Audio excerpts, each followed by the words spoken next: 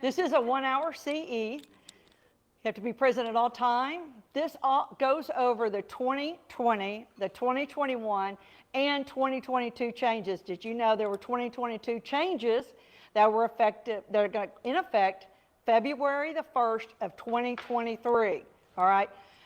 We'll talk about that. In fact, you've got the first page of the contract. That is going to be the new first page of the contract. This is about 1 to 4 family. And we're figuring out how we can go to the next page. So all your forms should be available on zip form. You shouldn't have to.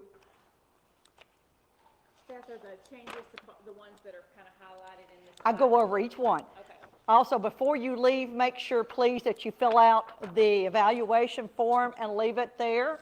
So the ones you're using right now is 11. I think it's 11A to 2021. All right, those are the forms you're using now. On Zip, it'll automatically go in there February the 1st. But if you're getting an offer for sale by owner, or maybe a realtor that doesn't do business a lot, just make sure beginning February the 1st that you are using all of the forms that say 11/7 of 2022, all right? Because that's going to be, you're going to be in compliance. Make sure you're using those. Class covers 2020, 21, 2022, revisions to the 1 to 4 residential sales contract. We're going to go over the new addendum regarding fixture leases, regarding residential leases, change to the HOA, and if you're not aware of that, it was a big change. It was in 2021. The PID, we don't have any of those that pay, and we'll talk about that in a few minutes, and third-party finance addendum, all right? Oh, I keep doing that.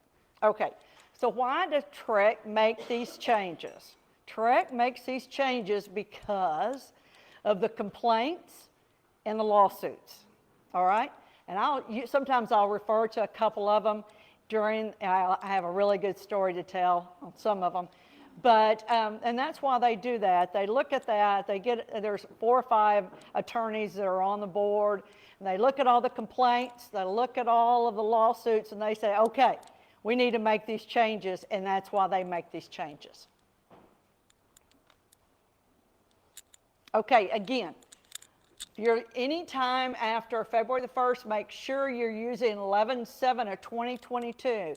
Again, TREC says they'll be in your zip forms, but watch those for sale by owners, because you've got to remember, title companies will accept a handwritten contract. So they're not going to monitor TREC because they don't follow TREC. So if a homeowner, if for sale by owner turns in a handwritten contract, they're going to take it if all the information's on there. So don't look for title companies to keep you in compliance for anything. Remember, they don't follow TREC. They follow TDI, all right? All right, page 1, 2022 revision, paragraph 3 is amended to add a definition of cash portion of the sales price. Okay, so the term cash portion of sales price does not include proceeds from borrower of any kind or selling other real property except disclosed in this contract. Why did they put that in there? Can anybody tell me why you think they put that in there? Okay, I'll tell you why. It's because sometimes, let's say that the buyer is going to purchase the refrigerator from the seller. Sometimes they would add that to the sales price, okay, because they thought it was the sales price, because it's money that's going to come out of their pocket, but wanted to be on the closing disclosure or the HUD, and for the sales price, but you can't do that. Why? If it's a cash, really doesn't matter, but if there's a lender involved, why do they not want that? It's because the lender is only loaning money for what? The house. Not loaning money for refrigerator. That's why sometimes when you write it in there that the lender says, yep, take that out. You take care of it outside of closing. I don't want to hear about it, but I don't want it on the contract. That's why they say that. Okay, everybody know that? It just, you know, it makes sense. That's why, and you always wonder, why does a lender care? Lender does care.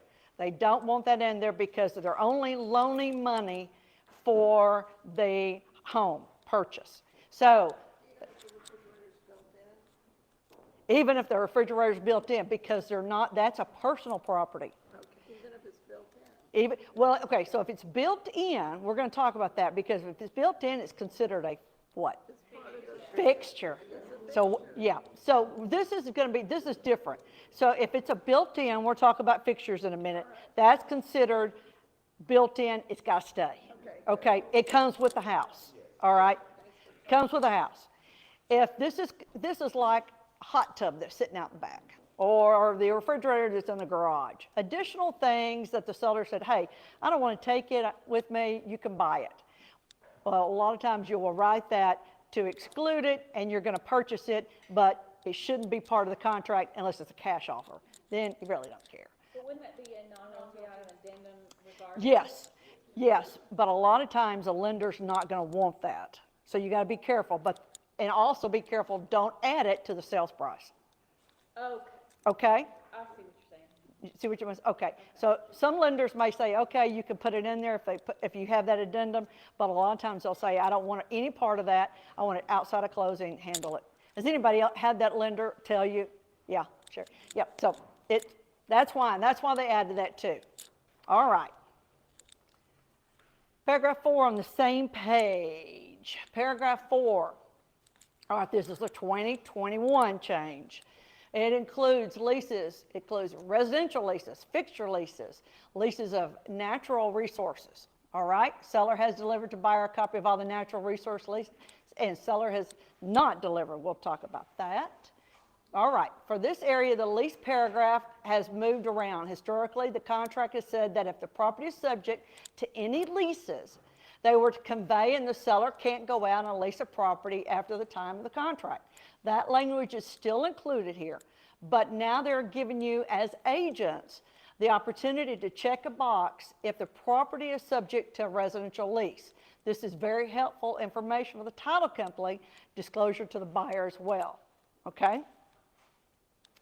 All right, also the language was added to paragraph 4, address leases in which the seller is a party of, okay? Paragraph 4 includes language regarding disclosure of existing leases, including residential leases, fixture leases, natural resource leases, and prohibits the seller from executing any new lease or amending any lease without the buyer's written consent after the effective date of the contract. All right? Residential leases. This is rental leases, okay, guys? If this house you're selling or your buyer's purchasing is currently a rental and the seller has a tenant living in it, okay?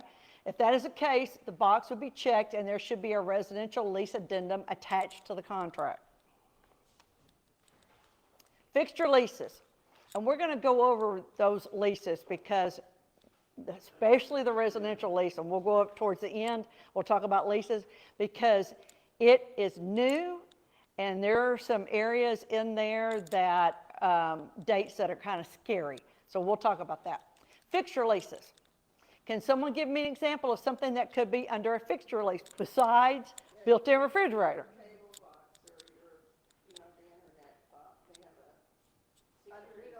Yes, okay. Okay, security system. What else? Solar panels. Yeah, and they're coming back in.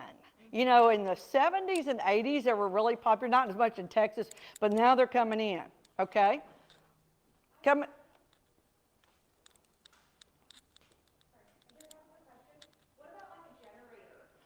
Yep. Absolutely. So more now because of the freeze that we had in, was it 2020? 2021. Okay. We have generators. And most generators you can purchase, but now you can lease them, just FYI. So solar panels, water softeners, propane tanks, and generators. So why would this type of lease be important? Okay, why do you think this lease would be, and why do we should get a copy of that lease to the buyer? You know, it's transferable. Exactly. Okay, And we're going to talk about that. So let's say you have a lease. And if you're sitting and talking to your seller and it's during your listing agreement and you ask them, you know, is that generator, is it paid for or do you lease it? Well, I lease it. Because when you talk to them and ask them questions about what liens do you have on the property, they think what? Mortgage. They're not thinking that that lease is a lien on the property, and it is, okay? Or their solar panels. That lien's attached to that property, and different things like that. So look around and say, do you have a lease on that? Yes, I do. I need a copy of it. I need to, get copies of it, get it immediately. Because if in that lease it says it's not transferable, guess what? Seller has to pay for it. Got to pay for it at closing, okay? And then what if that lease says, in that agreement, it says it is transferable if the buyer qualifies. Well, what if the buyer doesn't qualify? Then you got to pay for it. So there's a lot of things, and we're going to talk about those leases, but there's a lot of things that you really need to take, in when you're talking to them and make sure. Another thing too, if you're looking at that lease, and it could be any of the leases, especially if it's a residential lease, if you're looking at that lease and it doesn't say if it's transferable or not, and it doesn't say if the buyer needs to move out or not when it sells, what do you need to do with that lease? Get it to an attorney. Tell your seller, we got to get this to an attorney because I can't interpret it. I don't know what it means. It doesn't say, so we need to see what it says. How do we handle moving forward with selling it with that lease on it, all right? And if seller has to pay for that at closing, you got to get payoff information to who? Title company. Title company's got to have all this payoff information. And that you don't know this, but trying to get payoff information from a solar panel company in California takes about 6 weeks. Yeah. So when you've got, we're going to close in 25 days, you're not going to. So just keep those in mind when you're taking that listing agreement. I do a farm and ranch in a couple of weeks here too, but I'll talk about farm and ranch then. But farm and ranch, if you're doing a farm and ranch between now and this, but I teach that class, you look out there and see all of that lease equipment. All of that equipment is usually leased. It is not purchased now. So keep that in mind if you're doing farm and ranch. All right? All right. Natural resource lease, referring to gas, oil, and minerals. There are 2 boxes to choose from in this section. The seller has delivered to buyer a copy of the lease, or seller has not delivered to buyer a copy of the leases. Seller shall provide buyer a copy within 3 days of effective date. I'm going to tell you, when they made these changes in 2020 and 2021, they made 3 outs for the buyer. 3 new outs, which means if the seller doesn't do something, the buyer walks away, terminates the contract, gets his earnest money, period, end of conversation. Doesn't need anything else, and this is one of them. Very important. Buyer may terminate the contract after receipt of the lease within blank days after the date. The buyer receives all the natural resource leases, and earnest money shall be refunded to buyer. That's it. That's the first out we'll talk about. That's a new one. This is something the seller should know if they have signed, or definitely something to disclose before closing. So so your seller may not even be a party of that lease, but it still affects the property, all right? But they should know if they do, if they're a part of it. If they don't, then they should. So be sure and talk to them. Is this part of an estate sale?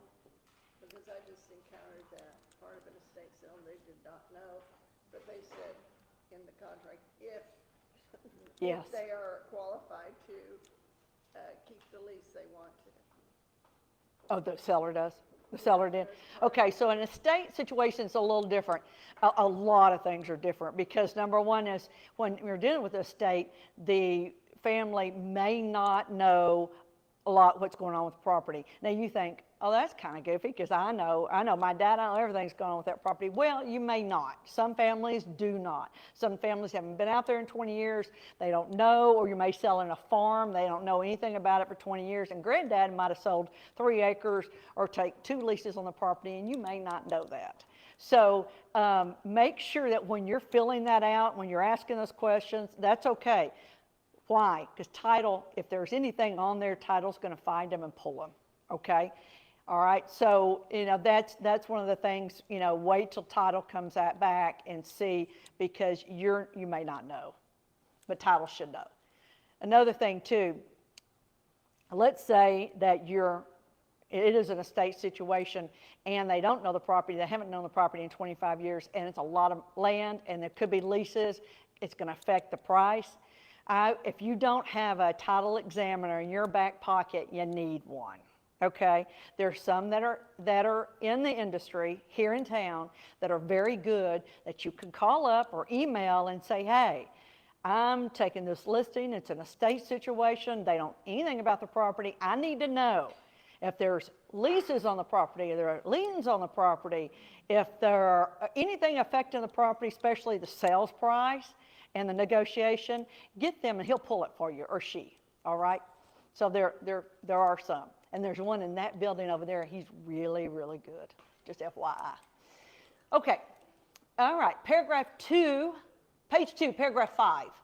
So everybody is obviously, since it's been for 2 years now, option money and earnest money now go to title. Is everybody really thrilled about that when that happened? I'm not sure why they ever had option money not going with earnest money. That never made any sense at all. But I'll tell you why TREC finally decided to do that. It's because of all the complaints they got from the sellers and the realtors.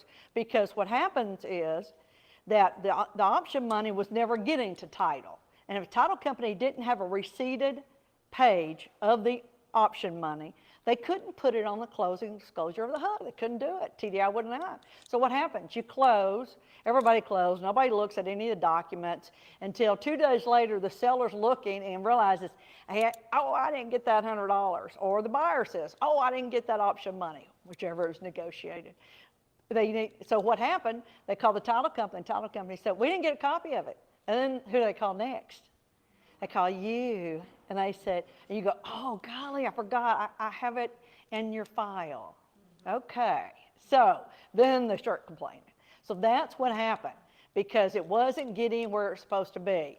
So it is, obviously, title company is on there. Now, I still hear about it, that there are still some realtors that do not know that this changed, and even though it says on the receipted page, it says escrow agent, they mark it out and they put seller and the seller signs it, or they put listing agent and the listing agent signs it. Will that work? No. No. Only person that can receipt in option money and earnest money is who? Title. Okay, and it says escrow agent or escrow officer or whatever it says. It can be the courier. As long as they work for the title company, you're good, okay? So anyway, so that's finally, that is in there.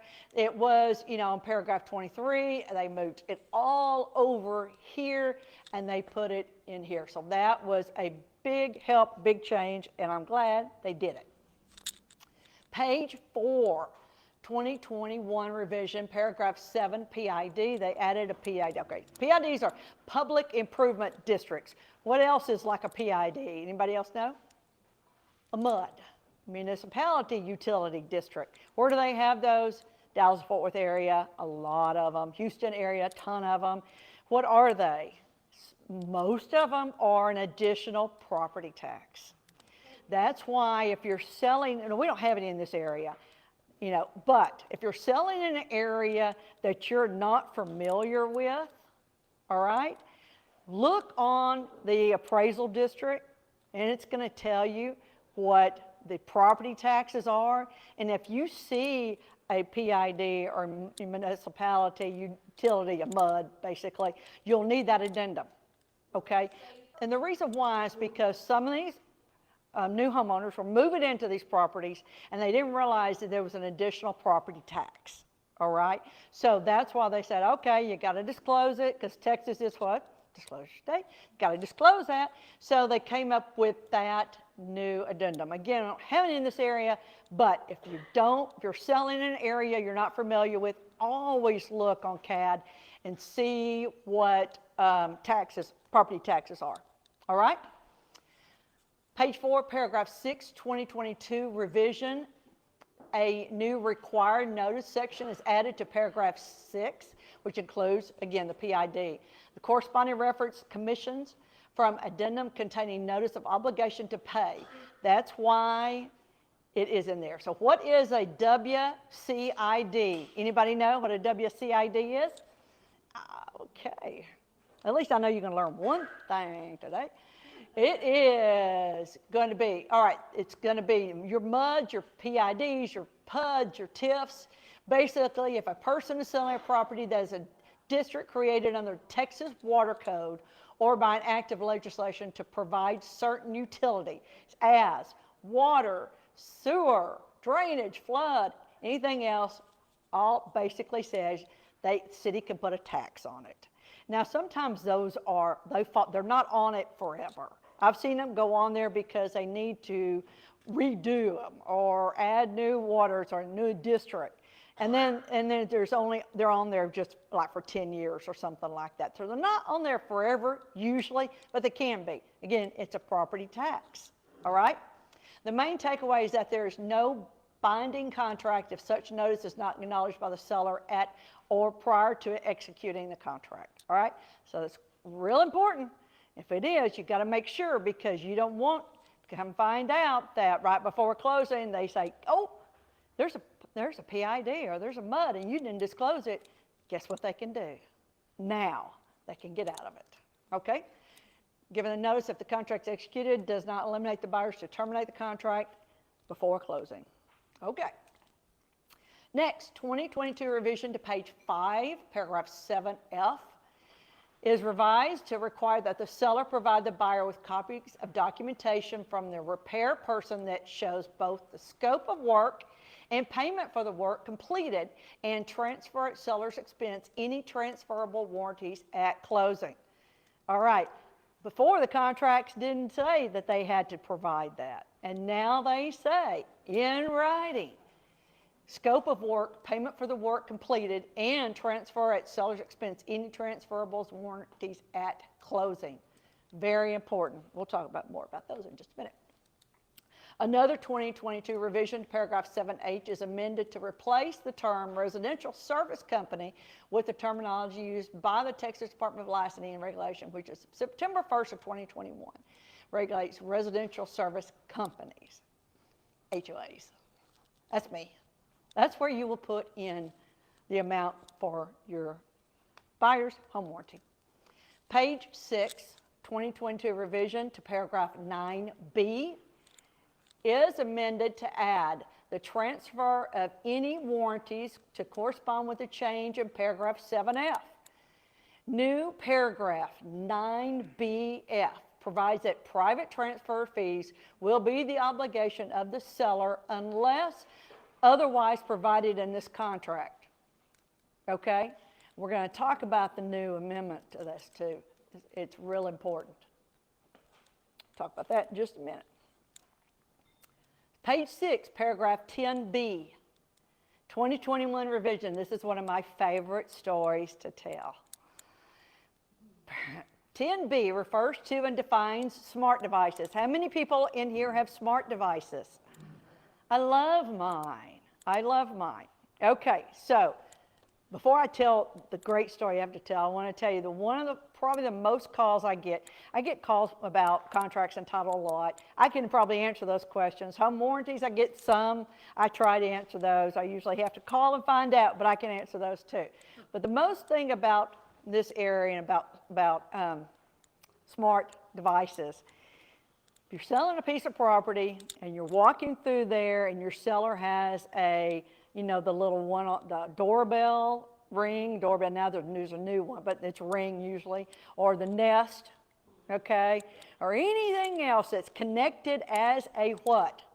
Fixture, you need to ask that seller, are you going to take those with you, or are you going to leave them? Because what they do when they don't think about it, because remember, that's not their world. They don't think about that. They sign the contract, now they're packing, they're moving. What do? They take them off, they put the old ones back on, and they take them with them. I get calls, I got a call last week about it. A realtor said, oh my God, they took the Ring doorbell. Didn't say anything, it wasn't excluded in the contract or anything. They said then they took it. And then what do? I said, well, are you friends with the other realtor? Yes. Okay, that helps. So you can call them. I said, but this is what I suggest. A Ring doorbell is $199, okay? Do you really want to call that other realtor and tell her that her seller took that? Is she that good of a friend? Well, I don't know. Okay. My suggestion would be, go buy it and take it to them and say, here, there you go. Instead of calling that realtor and saying, hey, your seller took the Ring doorbell, because she's going to say what? Oh, okay. You know. Yeah, or like I had to tell a seller to replace it, to take it off before we even show. Yes, And give. exactly what you're supposed to do.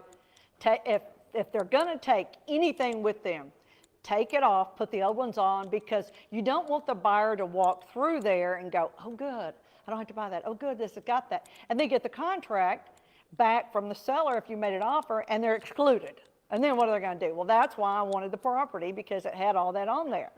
Well, you're not going to get it. So make sure that you talk to the seller about that. Either leave them on there, people like them, buy new ones for your new house, or put the old ones on before we even list this property, because those buyers want that smart devices, all right? So make sure that you talk to them about it, because, yeah, and I think that's what she did. She went and bought one, because for $199, that was just a smart thing to do. Okay, so now, this says in this, they added this in 2021, and I'll tell you the lawsuit in just a minute, but let's go over this. Smart devices. Smart device means a device that connects to the internet to enable remote using, monitoring, and management of the property, items identified in non-realty items addendum, items in a fixture lease assigned to buyer. At the time seller delivers possession of the property to buyer, seller shall deliver to buyer written information containing all access codes, usernames, passwords, and application buyer will need to access, operate, manage, and control the smart devices.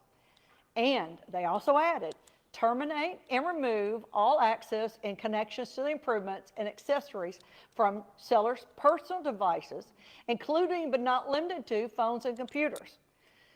Okay, if you're the listing agent and you've got all this stuff, the first thing you do is tell your seller, change those passwords. If you're like me, I know you're supposed to have like 10 passwords different for everything. I have one, and that's all I can remember is that one for everything. So tell them to change it back to something that is not in their personal, something like passcode 1, 2, 3, or something easy. Okay, immediately change it. If you're representing the buyer, when they purchase and they move in, tell them immediately change those passwords. Immediately before you do anything. And I'll tell you why. That's why they added this. So there was a big lawsuit in Dallas. Seller, they had smart devices with security cameras. So after a week or two after they closed, the buyer's in Target, Walmart, one of them, is either one, and seller sees them and goes up to him and goes, hey, how are you? I see that you guys moved in and you're loving the house as much as we did. He goes, how do you see that?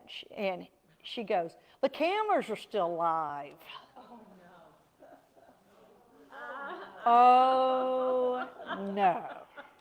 Yes. Yes. Yep, that happened. That was a big lawsuit. And guess what? Seller said what? His attorney said, it was not written in the contract where it said I had to do that. It was common sense, but it was nothing written in the contract. the city had to do it. So he didn't do it. So he wasn't fined liable for it. So TREC said, that's a problem.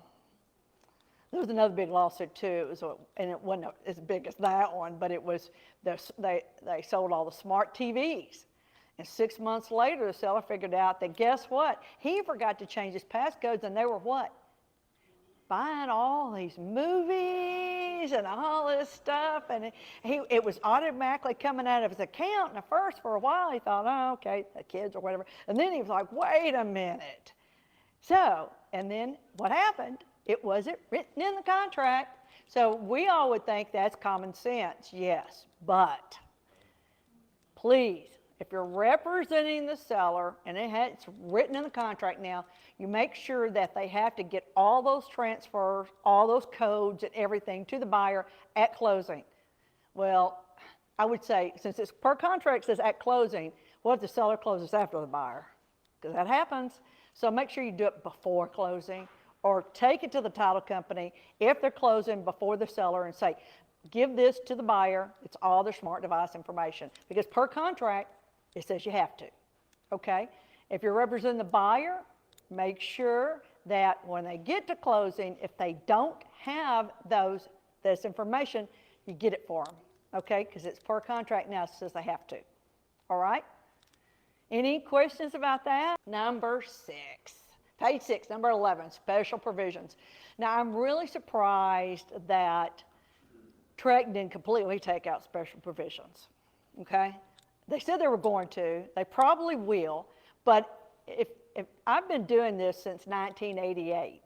So and then when they added special provisions, I think it was like 94, 95, it was like a half a page. Then it got smaller and smaller and smaller. Now, a little bitty section that you have. How many of you write the legal description in special provisions? Oh, good, because you're never supposed to do that.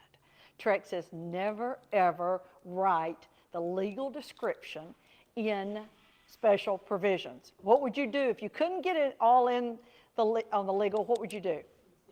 Exhibit A, exactly. Where would you get an Exhibit A? Like, great, do I have to type up Exhibit A? No, and don't even attempt to do it. Call the title company, call your closer or examiner, I'll call examiner first, and say, hey, I'm selling this property. Give them the address. Can you pull the last deed on that? Send it to me. When you get that, make sure that the seller that you're, representing, it actually is on the deed and it was the new owner, okay? And that is the address and that is a correct legal. And just take that off of there and add it to the contract, okay? Because you don't want to type that because especially if you've got meets and bounds and things like that. So, whatever you do, don't put anything in there that really pertains to legal, to the property. Basically, areas used to, what they want you to do is use a what? An addendum. That's why they're creating all of these addendums, because if you think about it, before we had the lease addendum, they would put lease information in there. That shouldn't be in there. So be very, very careful what you put in special provisions. Number one, title companies don't even look at special provisions. So if you've got something in there that's important, think about putting an addendum instead, okay? All right. Again, they tell you only factual statements and business details. I guess what I would put in there, maybe if they're splitting the title policy, but you make sure title knows it, because again, they don't look at special provisions. So you could put that in there. Buyer and seller agree to split title policy, something like that. But I tell realtors, don't put anything in there. Don't you? Avoid it. Avoid. Yeah. I would think that would be on an amendment anyway. Yes. Everything. Avoid it if all possible. If you get something, an offer, and they have some things in there, you call that realtor and say, hey, I'm going to send this back to you. Let's do addendums instead, because this should not be in special provisions. And I'm really surprised they even put that in there, and they're making it even smaller. Has anybody seen the new I think I do have the page 7. That is the new 2022. So you can see it's very small now. All right? So they made other revisions amended to further clarify the intent of paragraph by replacing the terms factual statements and business details, because that shouldn't be there at all either. Information items, which is now defined, says, cannot practice law or prohibited from adding to, deleting, or modify the contract unless drafted by a party to the contract or party's attorneys. That's added. We all knew that, but they had to add that. Because you'll get them, those offers, and they'll put all kinds of stuff in there. And, you know, just send it back and say, we need an addenda for this, because number one is, you know, it's not more of a compliance, it's more of, it might save you some court fees. Right, Cindy? Exactly. Page 7, paragraph 13, prorations 2022 revision is amended to clarify what amounts will be prorated through the closing date. Taxes for current year, interest, rents, and regular periodic fees and dues, including prepaid items. That's what they added. All right? Okay, so 18A was amended, and you might already know this, but you may not know this too. And this is, they added this, and I'll tell you why they added this in a minute. 18A was amended to allow the escrow agent to require any disbursement made under the contract to be conditioned on the collection of good funds, making checks, you know, clear the bank. Why did they add that? Well, because when 2020 came out, 2020 and 2019, it was pretty crazy. And we were getting, because I was in Tyler at that time, you know, people from California, they would make offers on 5 or 6 houses. And you guys would come in the title companies and deliver checks, personal checks for earnest money on 5 or 6 houses.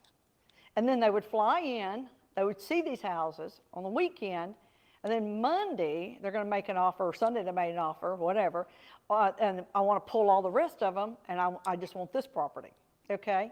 Well, if we got the checks on Thursday or Friday, TDI, Texas Department of Insurance, says title companies have to have 10 business days to be able to say that those are good funds. That's a TDI requirement. Some title companies and title require 14 days.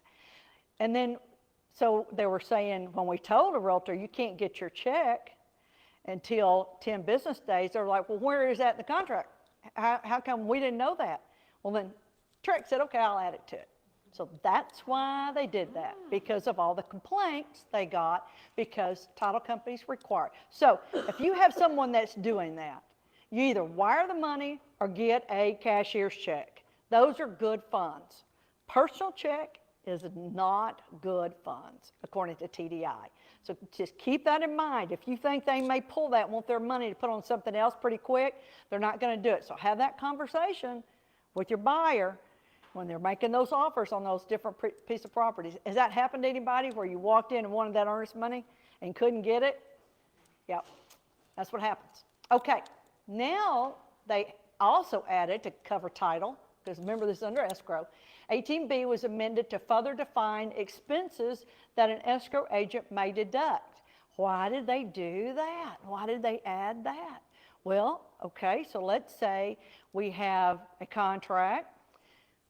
Title company's gotten the survey in, that's $1,500, gotten the HOA transferred, we paid the transfer fee, so that's another $350 invoice we have. Contract falls through. We get a termination, contract falls through. Title company says, well, we're out this money, we're going to collect it, all right? We're going to pull it from that earnest money, and we're going to pay these invoices, and then we're going to give you the rest. Well, Realtor said, you can't do that. It doesn't say in the contract anywhere where you can do that. But they were doing it anyway, and they got really upset. TREC got so many complaints, they said, fine, I'll add it to the contract. And they did. Expenses at closing, the earnest money must be applied first to any cash down payment, then to buyer's expenses. All right? And any excess funds refunded to buyer. If no closing occurs, escrow agent may require a written release of liability of the escrow agent from all parties and require payment of unpaid expenses incurred on behalf of party. So now they can do it. All right? So whatever you do, don't ever tell your buyer that we're going to make an offer on this property. If it falls through, you're going to get your earnest money back. Don't ever tell them that. Number one, you're practicing law if you tell them that. Did you know that? Yes. Even if it's an option period. All right? Because why? Some title companies require what? A signature from both parties. And if you don't get it, they're not going to release that earnest money. So even if it's option period, don't tell them, oh, it's option period, you're going to get it. No, you may not. If the seller doesn't agree, no, the seller should, because he said, per contract said he would, but it doesn't have to. So if he doesn't sign that, then you got a problem, okay? So the reason why a title company, if you have a pending, let's say that seller's not signing it, I'm not going to release earnest money, I'm not going to do it. So that title company cannot accept another offer on that property. Cannot, according to TDI. Because why? Because it's a potential pending lawsuit. They did. And the way they look at it as, how big of a risk is it? All right? That's the way they look at it. How big of a risk? Are we willing to take that risk? Are we willing to lose that realtor? Take that risk? What are we willing to do that? So he didn't do anything illegally. Title insurance is built on a risk, just like your car insurance, okay? There's no laws that say we can do this. I always wear that hat. They can do this, this, this, and this, okay? To protect yourself, just say, we're not going to sell the property. We can't sell it. Yeah, we can't sell it until this is resolved. So you have a choice.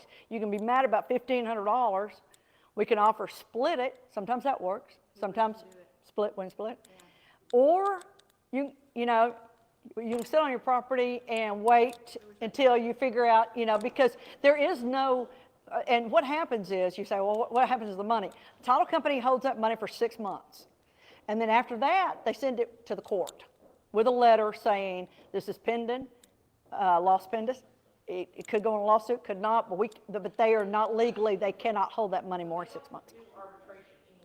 So just tell your seller, let's move on. Encourage your buyer to, let's split it and see if they, split half of it or whatever. That's why it's so important. Don't ever tell them that they're going to get their earnest money back, because you're practicing law, number one. And number two, that may not happen. So it's up to the title company. This was a change in 2021. They've been doing it for a long time.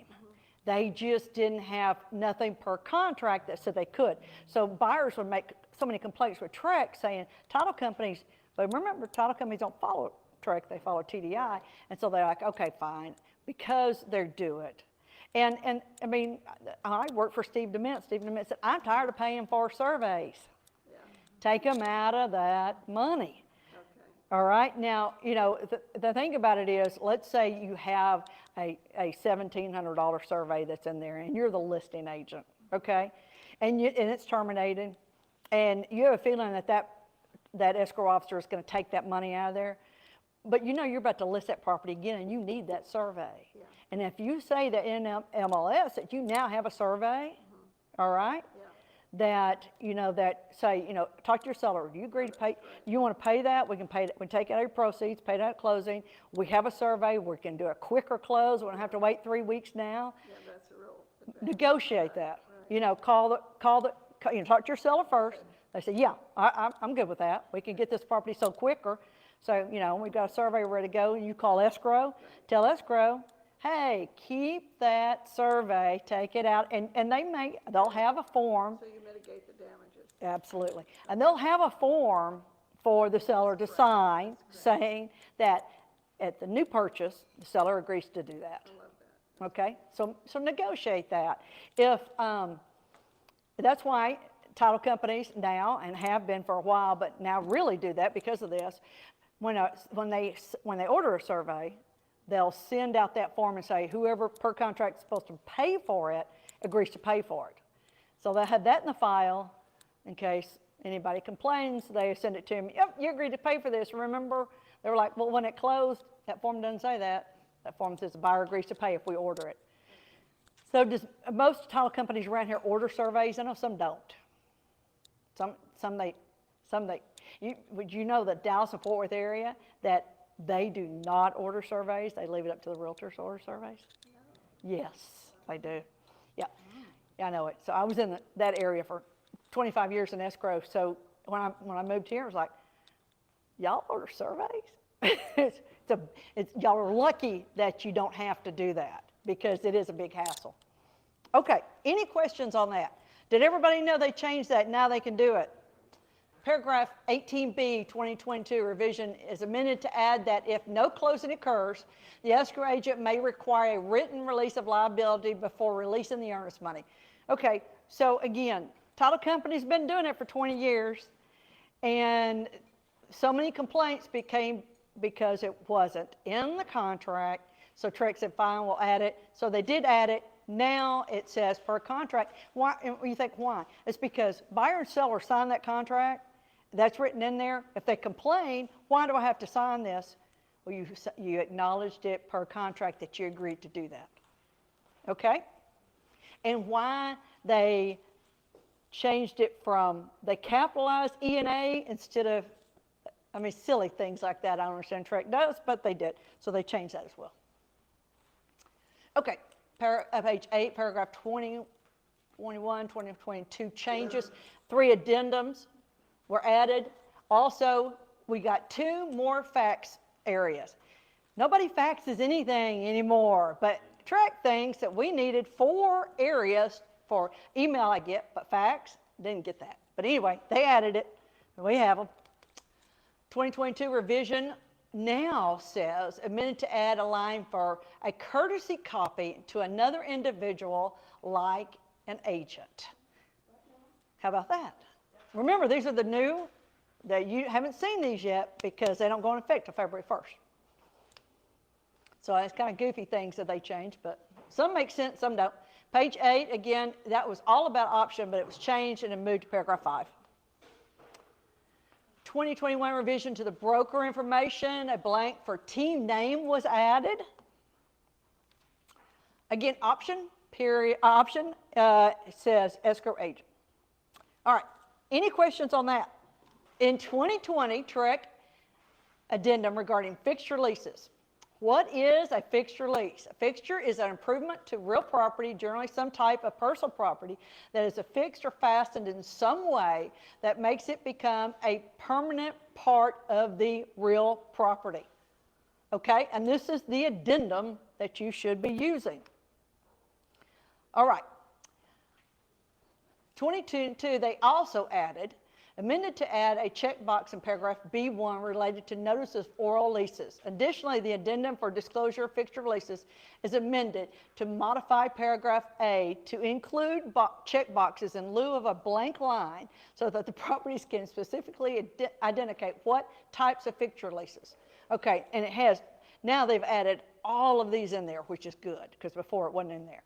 So let me ask you, so would a mirror hanging from a wall, is that a fixture lease? No. A mirror glued to the wall? Yes. Yes.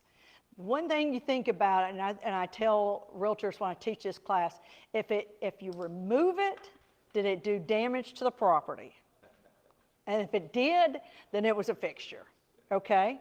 And now did you know that if there is, then you're going to need the fixture leases, but also that too is in that lease, and that addendum, it says in there, and I think I have it on the next slide, if I don't. Remember we talked about those fixture leases.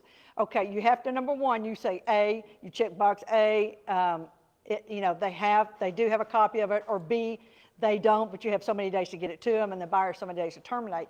What you got to remember is when you're looking at that lease is, if you're a listing agent, number 1, does it say in that lease it's transferable? Number 2, what are the conditions? They have to qualify. Do they have, because those are things that have to be addressed, because you don't want just assume that and just put the lease in there and say, okay, it's transferable, and the buyer moves in and calls us, says, I'm the new homeowner, I'd like to take this over, and they go, we got to qualify, and they didn't qualify. So at what point, I want to make sure so I've got somebody with a solar panel lease. Uh-huh. I'm the listing agent.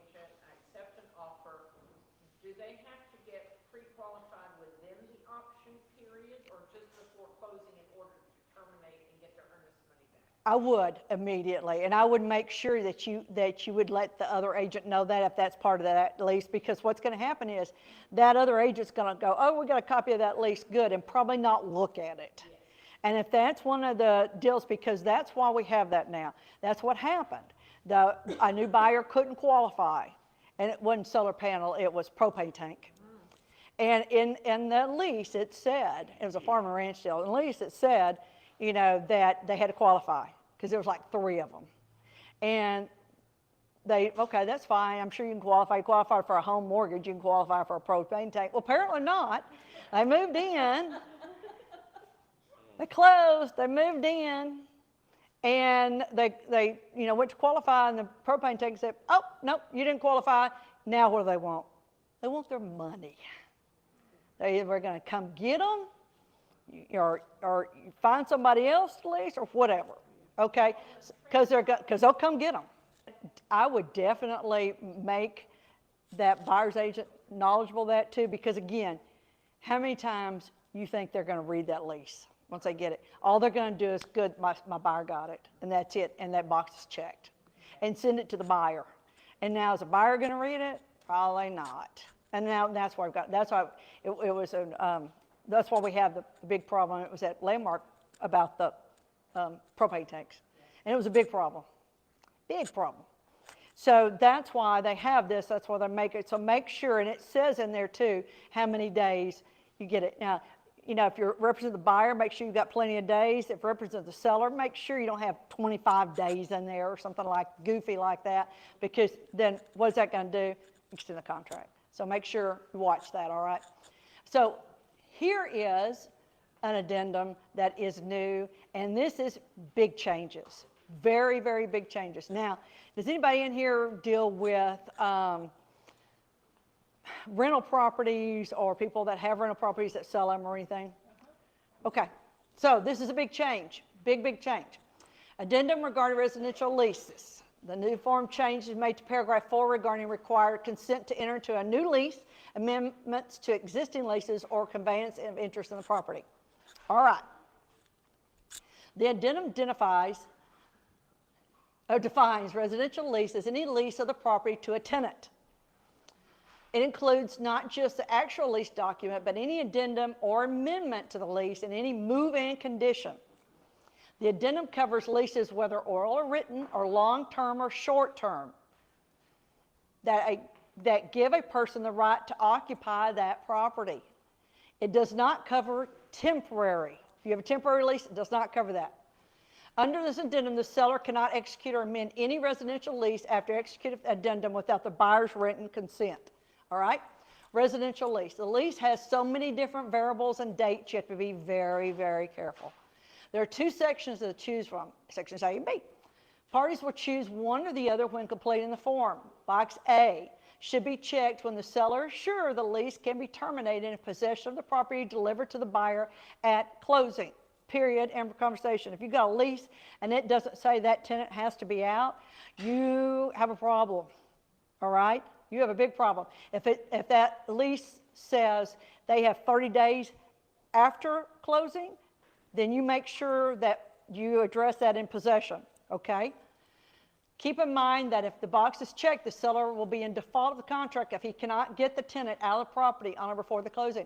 I can't tell you how many times I've been doing this, that realtor will call or I hear about a problem that they've closed and the new owner is driving by the property and the tenant's still in there.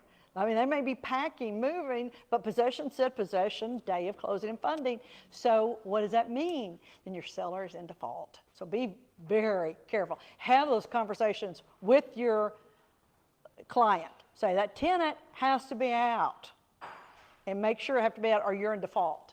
If it doesn't clearly spell out that the landlord sells the property, the buyer has to vacate, have the seller get with an attorney, okay?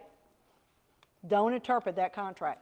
Now let's talk about box B. This is where everything changed. This should be checked when the lease is going to be assigned by the seller and assumed by the buyer at closing. That means the buyer is going to be what now? Landlord. The boxes checked the seller have additional obligations and representations under the addendum. Let's talk about them.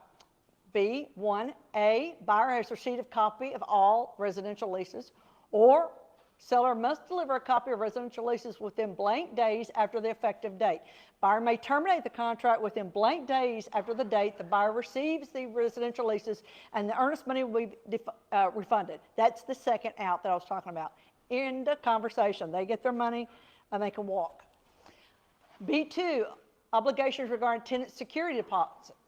The seller is required to deliver any security deposits he holds to the buyer at closing, and the buyer is responsible for notifying the tenant that the buyer has acquired the property and holds the tenant's security deposit. That's a buyer's responsibility. Make sure you talk to your buyers about that. If you represent the buyer, make sure that the buyer shall deliver to tenant a signed statement acknowledging that their buyer has acquired the property and is responsible for the return of the security deposit. That's per addendum.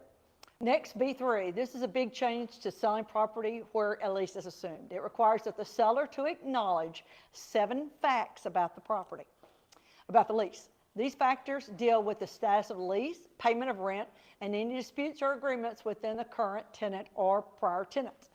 If any of the 7 statements about the lease are not true at the time of contract, the seller can explain why that statement is not true using the space provided. So, example, that the seller acknowledged no tenant has prepaid any rent, is confident in some areas that they pay the last month's rent, like for an extra deposit. Well, that needs to be written in. If this were the case, the seller would have to insert an explanation in the space at the bottom of B3 stating that the tenant has prepaid the last month's rent in the amount of blank, because that's obviously going to be taken out of seller's proceeds and given to the buyer at closing. It has to be on the closing disclosure or HUD.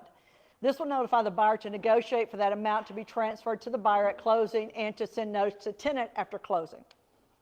Okay, now let's talk about time frames. Okay, so one of the 7 things it says that he checks and says, yes, everything's paid. So let's say it's May the 15th when you write the contract, okay? And the tenant paid May 1st rent. So when they check the box, all rent's paid, that's correct, right? Everything's right, it's correct. May 1st is correct. So the closing is not until June 30th. And June 1st rolls around, and June 5th rolls around, and tenant hasn't paid rent. Is that addendum still true? No, it is not. Now you got a problem.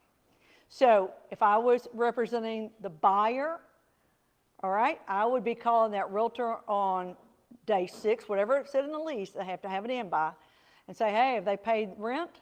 And if he says no, then okay, we've got a problem. You need to notify, because he has to change everything now, all right? Seller, okay, so after the seller's required promptly notify the buyer that a statement becomes untrue. This means as soon as the seller finds out about it. Well, don't just assume the seller's going to tell the listing agent that he may think, well, maybe I'll get it before closing, maybe I'll get it before closing. You don't want that to happen, because seller has obligation to cure the condition making the statement untrue within 7 days after giving the buyer notice that the statement became untrue. Okay, so now, if he does it on the 6th and you're closing on the 30th, you're good. But if he does it on the 28th, now you've done what? It's an automatic extension of the contract. All right? That's why it's so important to watch those dates. If the condition making the statement untrue persists beyond the 7-day period, the buyer has 5 days following the 7-day period to decide whether to terminate the contract and have the earnest money returned or waive the condition and close. So now you've got what? A 12-day extension. That's why it's so important to start making those calls and figure if it's done before, way before closing date, because if you don't, you've got an automatic extension, and that's part of that addendum, okay? And it just gets better. If the buyer does not terminate without that 5-day period, the buyer waives the right to terminate under the section. So you've got to remember to tell your buyer, you've got 5 days and that's it. If you don't say anything between that 5 days, then you've got to go move forward. This is a unique feature of this addendum that is an automatic extension of the closing date to allow the time frame secure and election to terminate to play out. Can this addendum be used for multiple leases on the property, for example, in a duplex or fourplex situation?